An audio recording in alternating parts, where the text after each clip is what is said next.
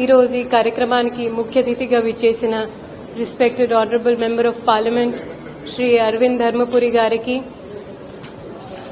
పసుపు board chairman Shri పల్లె గంగారెడ్డి గారికి, నా సర్వీస్ బ్యాచ్మేట్, నా ప్రియతమ స్నేహితుడు, ఈ టర్మరిక్ బోర్డుకి రథసారథిగా గత ఒక సంవత్సరం నుంచి చాలా కృషి చేసిన భవానీ శ్రీ గారికి, అదేవిధంగా గంగాధర్ గారికి, గంగారెడ్డి గారికి, రైతులందరికీ నా యొక్క నమస్కారం. నేను ముందుగా మీ అందరికీ నా పరిచయం ఇస్తాను.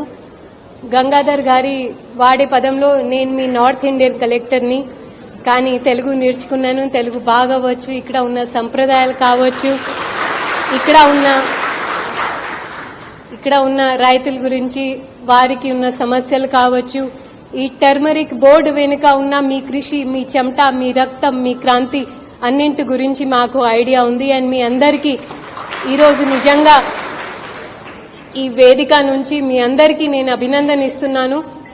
ఎందుకంటే నేను ఉత్తరప్రదేశ్కి చెందిన వాణి. అక్కడ ఎక్కువగా చెరుకు వేస్తారు, షుగర్ కేన్. నా తాతగారు ఒక షుగర్ కేన్ ఫార్మర్ని.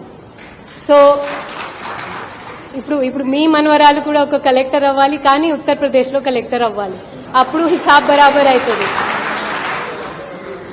సో ఈ విషయం మీ అందరికీ ఎందుకు చెప్తున్నానంటే, ఒక షుగర్ కేన్ ఫ్యాక్టరీ ఏర్పాటు చేయాలన్నా అక్కడ 80 సంవత్సరాలు పడింది. 80 సంవత్సరాలు ఒక ఫ్యాక్టరీ కోసం.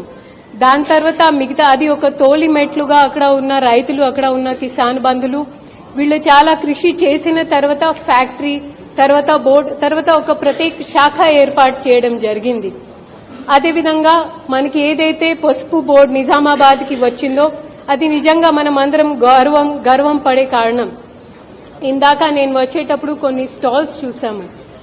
మనం రైతులు ఏదైతే ఉత్పాదన చేస్తున్నారో దాని మీద ఫోకస్ పెట్టడంతో పాటు ఎంఎస్ఎంఈ అంటే మనకి ఉన్న ఆధునిక యంత్రాలు కావచ్చు, అదేవిధంగా ఫార్మ్ టు ఫోర్క్ అంటే మన పంటల నుంచి, మన పొలాల నుంచి ప్లేట్ వరకు ఏదైతే ప్రయాణం ఉంటుందో దాన్ని ఎలా సాఫీగా చేయాలో దాని వెనుక కూడా టర్మరిక్ బోర్డు చాలా కృషి చేస్తా ఉంది.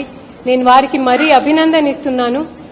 ఈ దిశగా నేను మీ అందరికీ ఒక సూచనలు, ఒక సలహాలు ఇచ్చేది ఏంటంటే,